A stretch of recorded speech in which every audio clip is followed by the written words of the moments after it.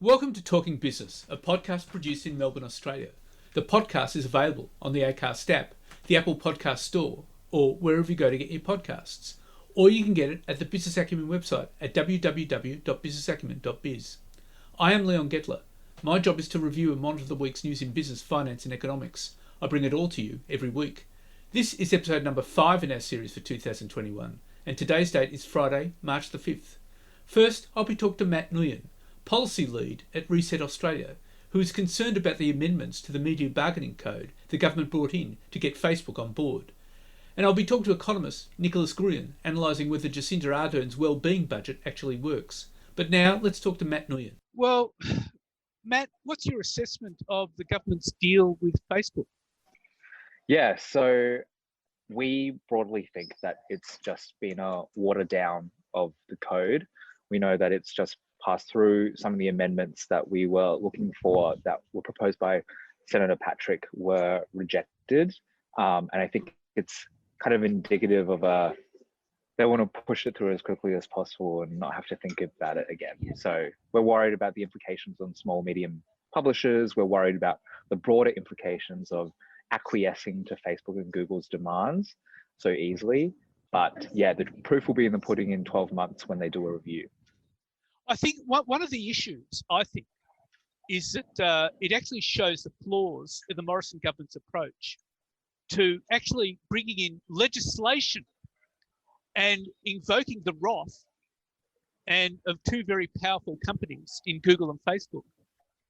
And I personally think a smarter thing to do would have been not to bring in a legislation, but to bring in a code, certainly, but then get the media companies in all varieties, large and small, to negotiate a collective agreement with Google and Facebook in keeping with the code. What's your view about that?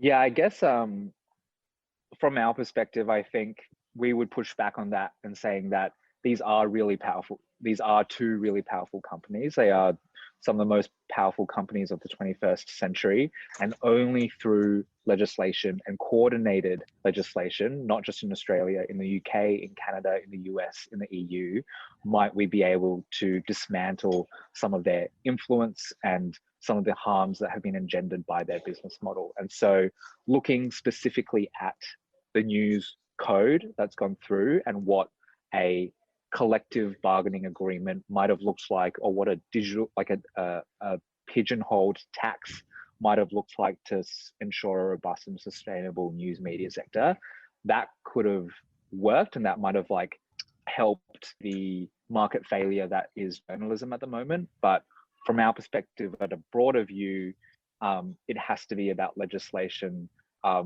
to rein in the harms of these big tech platforms. Only through legislation, coordinated legislation, might we be able to unpack this. But one of the problems with the legislation is it's actually come in to support one side of the battle.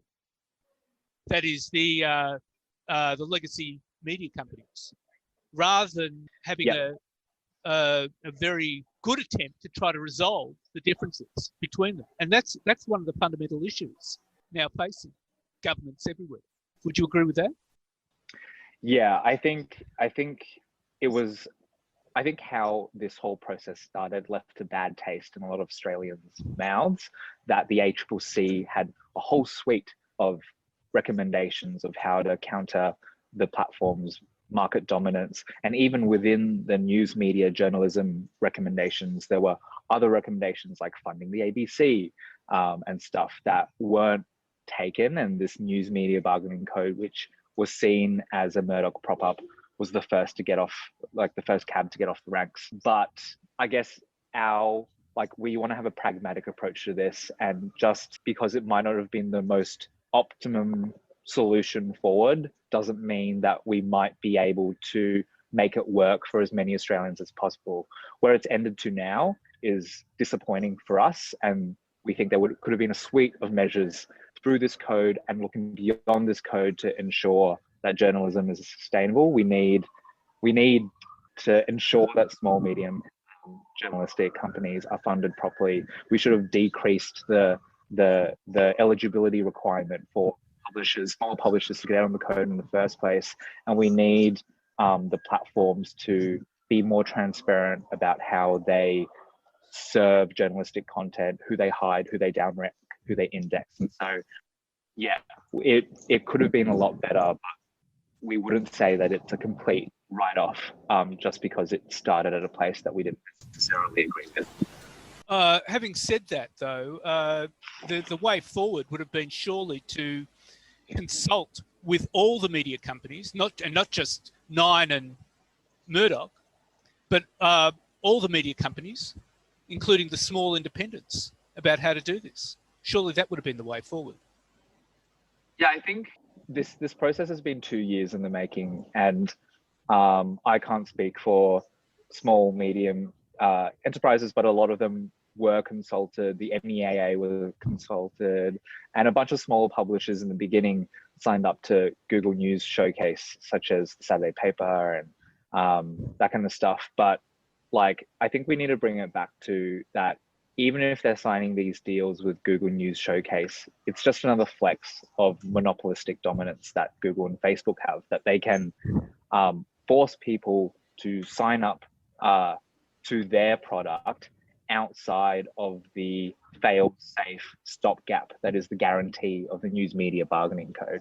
So they're still flexing their bargaining power imbalance here by trying to grab people onto the code as quickly as possible. And I guess where we're most disappointed is we saw this legislation, the intention of this legislation as an anti-monopoly, like to deconstruct the monopolistic dominance of Google and Facebook, and where it's become watered down to has strayed away from that original intention. Well, the issue, though, is that Google and Facebook are huge monopolies, and they own so many other businesses. And Senator Warren has come up with a proposal to deconstruct Google and Facebook because they're such big companies. Surely that would that be an option? Yeah, I think there's certainly a way forward, and we'll be watching the class actions that the US states are putting together around that. I think where like we personally lean into more is about setting up the appropriate guardrails and regulations, more similar to what the EU has done around ensuring that these digital platforms work in the public interest. It's about having an undercurrent of a rights-based framework over our own data.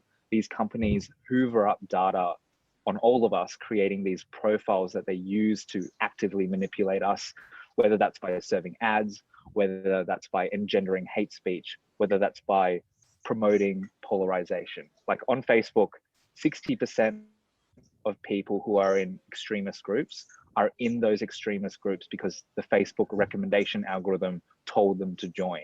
And so it's about working through those issues, setting up the appropriate rights for users, as well as ensuring protections over all of us that we would probably lean into more. If that doesn't work, and if Facebook and Google still are causing these harms to our democracy and society, then I think it's about utilizing that commercial lens a bit more and seeing like what breakup might look like, what that looks like. But I don't know, I guess my personal philosophy has always been about like, let's try and make it work as it is at the moment, and then let's look at more radical approaches if these social protections have failed. But how have you found, I mean, Google and Facebook have not exactly come on board with those sorts of protections. Yeah, so this is where our government needs to play a leading role, and other governments around the world has to play a leading role. These companies have more revenue than many GDPs, and so it's about countries banding together with coordinated regulatory frameworks in order for us to be able to combat this problem. And so our organization is part of a global network. We are working with governments, especially in Western liberal democracies, to try and do this. But and we know that there's appetite within governments around the world to do this. So it's just about cajoling them in the right direction to get on that path. Right. Okay. And but that's a massive job ahead, and that could take years, couldn't it? Yeah, but I don't know, nothing worth doing is easy or something like that. But yeah, an issue for our time, definitely.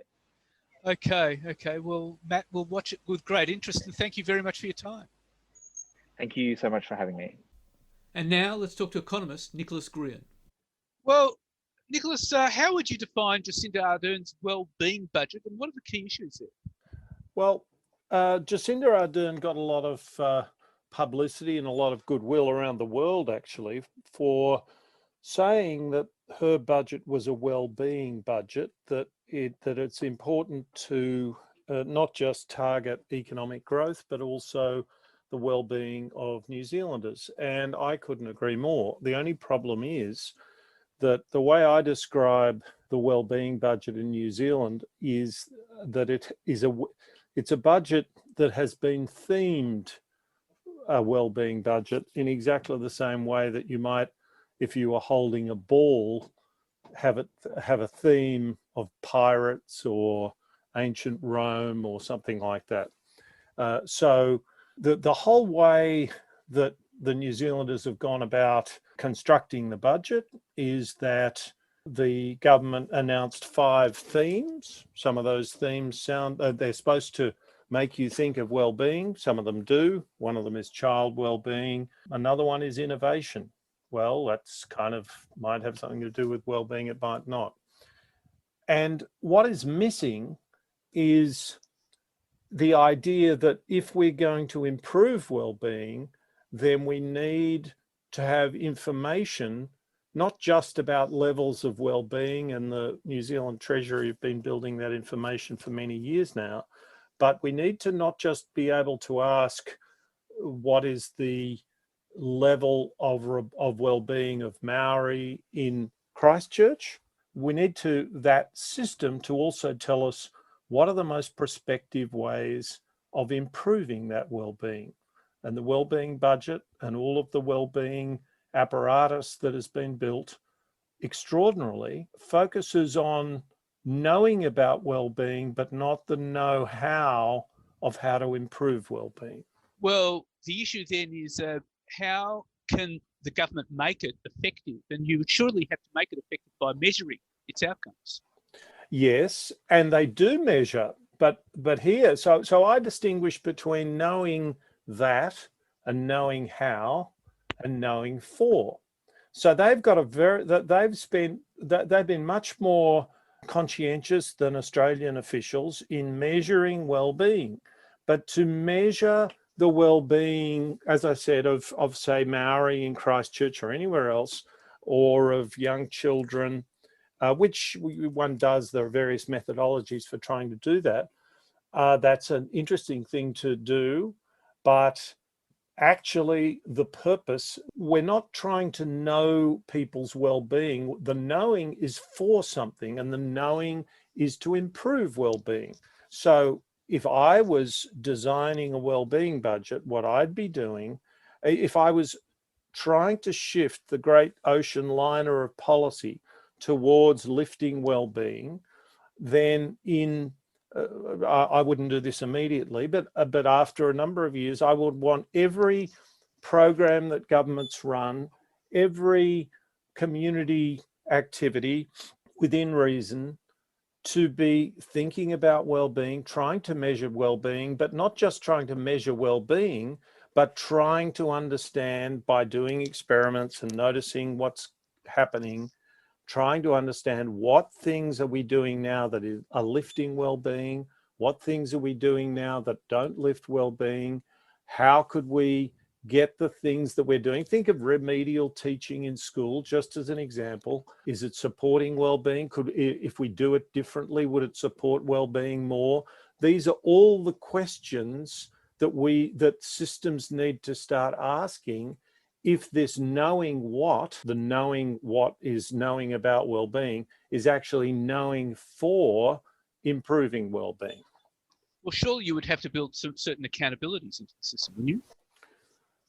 Interesting. I'm not sure. I mean, the answer is sort of yes, but accountabilities to whom? I think you can imagine that if there is a kind of an elaborate chain of accountability all the way to the top of the bureaucracy, then guess what? Bureaucracies end up having interests in mucking about with that accountability, in not being very candid about what they know.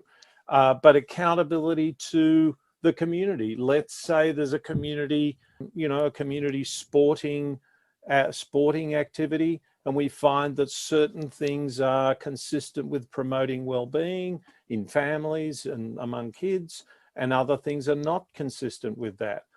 So we can be thinking about accountability to local communities, and just the and a little sort of slogan of mine is self-accountability. And what I mean by that is that most remedial teachers are not asking themselves these questions about well-being particularly, or not in that way. And most of them actually want to do a good job. So what we need to do is we need to be very intentional about this agenda. We need to say, this is something we're serious about and we want to do. And anyone who wants to do what they're doing, only do it better with a view to promoting well-being more. We want to help them. We want to help them gain the insight into their own practice that will, and track their own practice and measure their own practice, so that they can objectively say, we're doing this better than we did last month, and we think we might be able to do it better again next month. But I was thinking of accountability for the government. So if you have if you have this sort of accountability where people are telling the truth, then and you may want some checks for that. Of course, if you're trying to be accountable, you're trying to be honest with yourself, and you may, I've argued for a mechanism which I call the Evaluator General, where the monitoring and evaluation of programs is the way in which the reporting lines, say in a school, of the monitoring and evaluation of the quality of the school, not just the business of the school or even the education department, but go up also to what I call an Evaluator General. In other words, you have more public reporting, but what you're trying to do is you're trying to generate information at a low level of at a fine level of granularity in the community about what kinds of things are working, and then you report on it. And if you do that, then the community, when they see it, will say, that looks good. We want this, we want more of this. Now, what is very likely to happen with the well-being agenda, I'm prepared to bet someone on this, is that in about 4 or 5 years' time, there'll be a new nice word that comes along. The one that was before well-being was resilience. I don't know whether you remember this, but about 10 years ago, 5 years ago, people would talk about resilience. We're going to be more resilient. A nice sounding word, but it never gets down to down into the weeds. And so it's good politics. Everyone kind of does this in good faith, but they don't actually change anything much. And then we move on to another nice agenda. If we did what I'm suggesting, I think we'd not only have a well-being agenda, we would build it into the institutional fabric of government and community lives, and we'd be the much better for it. But the bottom line is we'd need something like an Evaluator General or an Auditor General evaluating.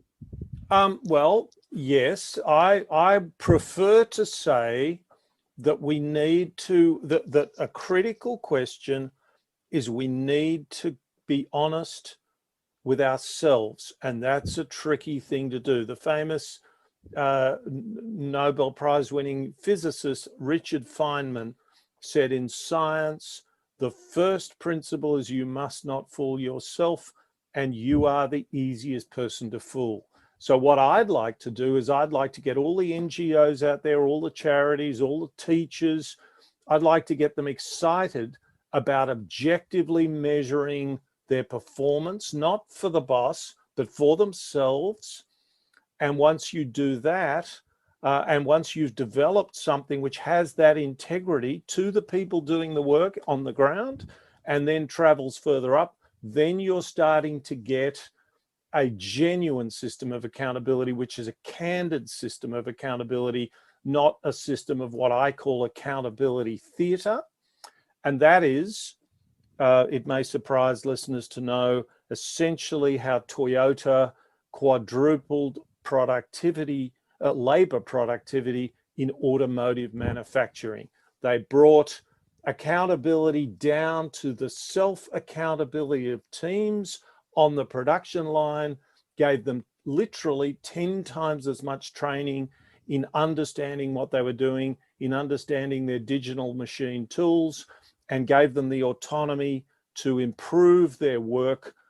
I'm trying to build a mechanism of social policy that is analogous to that. And it's very different to most people's idea of accountability, which is that you have some great figure in the sky imposing accountability on all the little people down below and forcing them to be dishonest with you in the end because everybody's trying to justify their job. Well, Nicholas Gruen, those are very, very interesting concepts, and let's see whether any government will ever do anything like that. But thank you very much for your insights.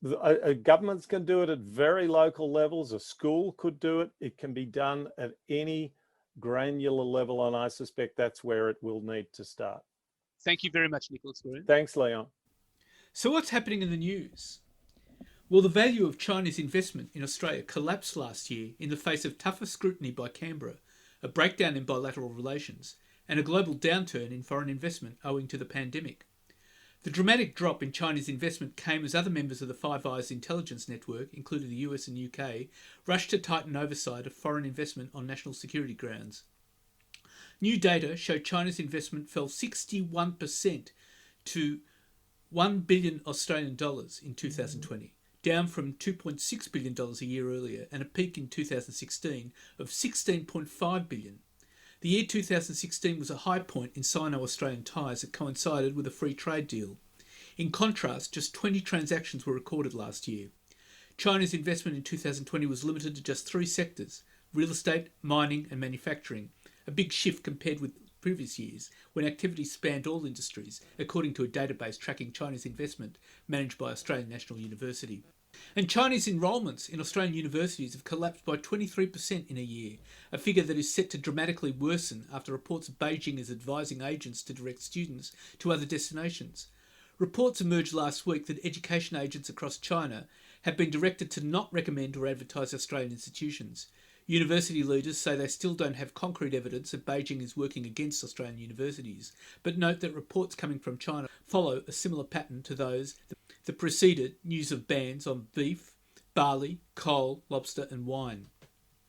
And the Reserve Bank of Australia held interest rates at 0.1% and kept its quantitative easing program unchanged at its Tuesday meeting.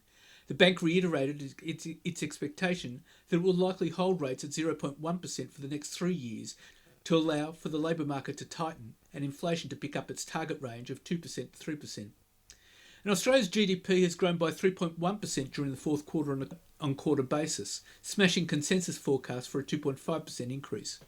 On a year-on-year basis, the nation's GDP is down 1.1%. And Australia's housing market is booming again, with the biggest monthly price gain in 17 years. The combination of ultra-cheap credit and low stock levels put Sydney and Melbourne on track to hit new record highs, dispelling fears for COVID-induced downturn. Nationwide house values surged 2.1% in February, the largest increase since August 2003. CoreLogic Inc. data released Monday showed capital city prices gaining 2.2%, led by Sydney and Melbourne. And home loans have surged during January, according to the Australian Bureau of Statistics data, which showed growth well ahead of market expectations. Home loan values climbed 10.5% in January, smashing expectations for a 2% increase on the back of December's 8.6% rise.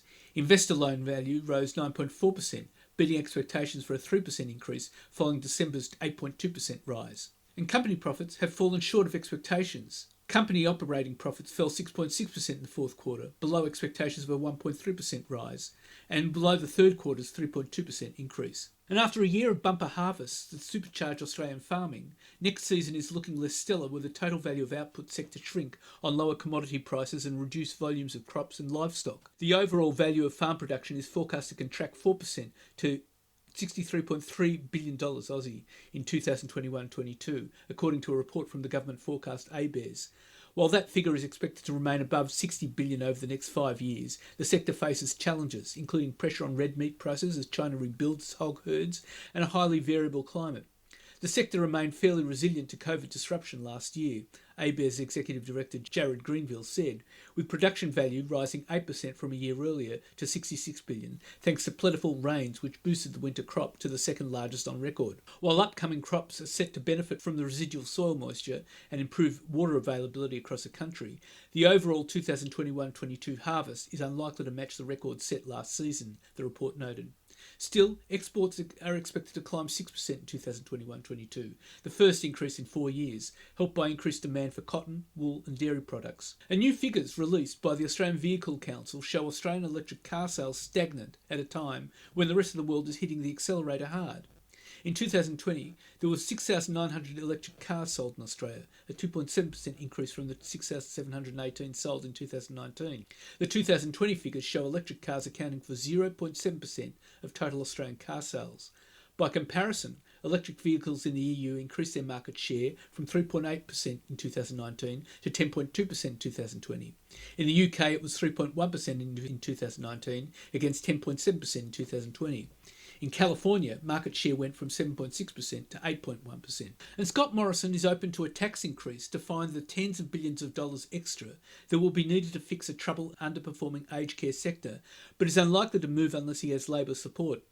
As an alternative, the government is exploring compelling a greater use of retirement savings, including superannuation, when people go into aged care to help find the money needed. The Prime Minister left open the option of an income tax rise or an increase of the Medicare levy following the release on Monday of the 2-year Royal Commission into Aged Care Quality and Safety report. The option of compelling people in care to use more of their savings was not recommended by the Commission. But the report canvasses a scenario in which the federal government, which now spends $20 billion a year on aged care, would have to find up to $131 billion a year in today's dollars by 2050.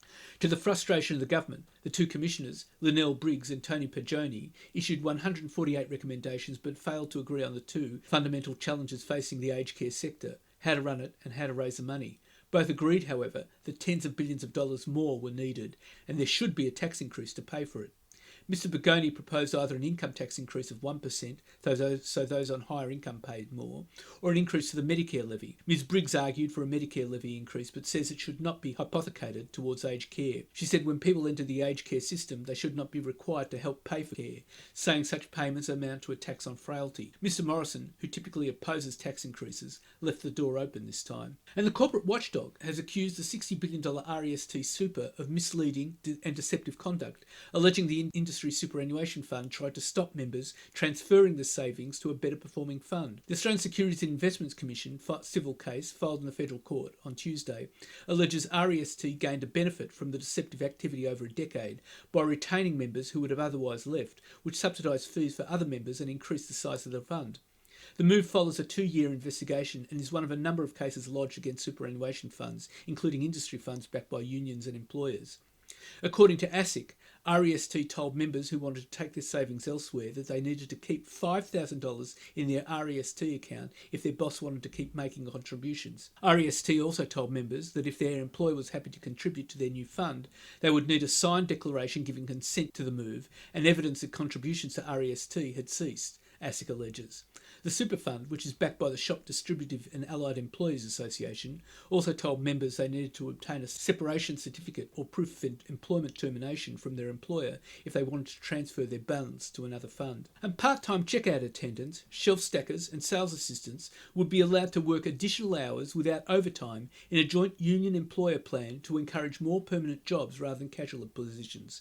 The proposal, led by the Australian Council of Trade Unions and Council of Small Business Organisations of Australia to give part-time retail staff more flexibility, rivals the Morrison government's plan to legislate a similar arrangement but differs on specifics. Both the government's bill and the ACTU COSBOA plan are meant to tackle the same problem, Part-time workers are generally entitled to overtime if their boss makes them work beyond the standard rostered hours. That can discourage employers from offering workers more shifts when they would like their work, or mean they employ casuals who have no set shifts rather than part-time staff. The model, championed by the ACTU, COSBOA, Master Grocers Association, the Shop Distributive and Allied Employers Association and the Australian Workers Union, would let workers doing at least 9 regular hours a week to agree to more hours without being paid overtime. Workers doing more hours regularly for 6 months would be entitled to convert that to be their new baseline, with the Industrial Commission to decide disputes. And casino giant Crown Resorts underpaid hundreds of workers at its venues, including at its centrepiece Southbank Complex, becoming the latest company to admit to breaching Australian workplace laws. The casino business, subject to an upcoming Royal Commission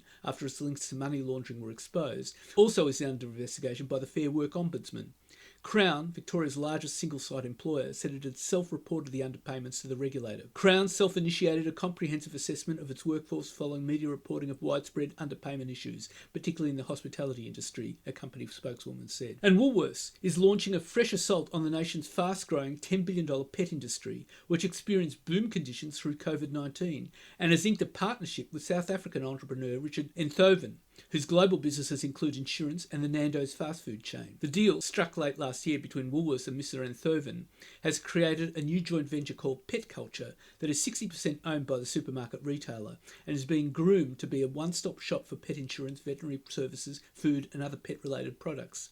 Over the past year, Woolworths has witnessed growth in the pet category in its supermarkets and Big W businesses, and Pet Culture has been tasked with building a digital platform to provide dog and cat lovers in Australia with a personalised experience in how they explore, shop, learn and provide health and well-being for their pets. Woolworths has seen strong growth in the pet industry, insurance and pet food during the pandemic, with that also shown the massive uptake in pet ownership through lockdowns that saw the price of purebred cats and dogs skyrockets and many pet stores sell out of animals. And Qantas executive Andrew David has conceded there could be more job cuts at the airline beyond the 8,500 already announced before a Senate inquiry into the aviation's inquiry from the pandemic. Mr. David, who was in charge of Qantas's domestic and international business, said this was because of continued uncertainty surrounding the industry's future, and further redundancies were unlikely to be forced by any cessation of government support for the sector. Still, Qantas representatives told the Senate probe they thought existing support for the sector, including federal fee relief and cash to underwrite certain routes, should continue until the international borders reopen. The airline's representatives said the costs for the redundancy program, which will see nearly a third of its pre-pandemic workforce cut, were north of $900 million, but were largely complete. And the chairman and a board director of Rio Tinto will resign over the Juukan Gorge disaster. The big miner announced chairman Simon Thompson and non-executive director Michael Lestrange, a former top public servant, would step down ahead of next year's annual shareholder meeting. Last year, Rio destroyed the two 46,000-year-old caves in the Pilbara region against the wishes of the traditional owners, the Puta, Kunti, Kurama and Pinakura. A former chief executive and 2 top executives were forced to resign last year over the scandal. Mr. Thompson said that as chairman, he was ultimately accountable for the destruction of the sacred Aboriginal site. And the trend for zero alcohol drinks, which has been a winner for beer giant Heineken, is also helping to supercharge sales of the McGuigan wine brand for ASX-listed Australian vintage. The McGuigan Zero range of 4 wines now made up 10% of the sales of the entire McGuigan portfolio, which was already a big seller globally, Australian Vintage Chief Executive Craig Garvin said. Mr. Garvin said COVID-19 triggered a fundamental shift in many people's approach to health and fitness, and they had shifted to lower alcohol or zero alcohol products. McGuigan Zero has made most of its gains in the Australian market, but Mr. Garvin said it had also taken off in the United Kingdom, where large displays are devoted to no alcohol products in the beverages sector. Mr. Garvin said within the next 12 months, McGuigan Zero would be a brand with annualised sales of between 200,000 and 300,000 cases of wine. It hit the market in Australia just over 12 months ago. The McGuigan brand has also grown in traditional wines. The brand generated a sales increase of 21% in the United Kingdom in the 6 months ended December 31st, with the brand popular among shoppers at major supermarket chains Tesco, Sainsbury and Morrisons. And a group of teenagers has taken Environment Minister Susan Ley to court, claiming her approval of a New South Wales coal mine violates her duty of care to future generations. A group of 8 teenagers from around Australia are driving a class action against an extension to the Vickery coal mine in regional New South Wales, given the green light by Ms Ley. The landmark case, which was in the federal court on Tuesday, could have dramatic implications for the future of the country's energy.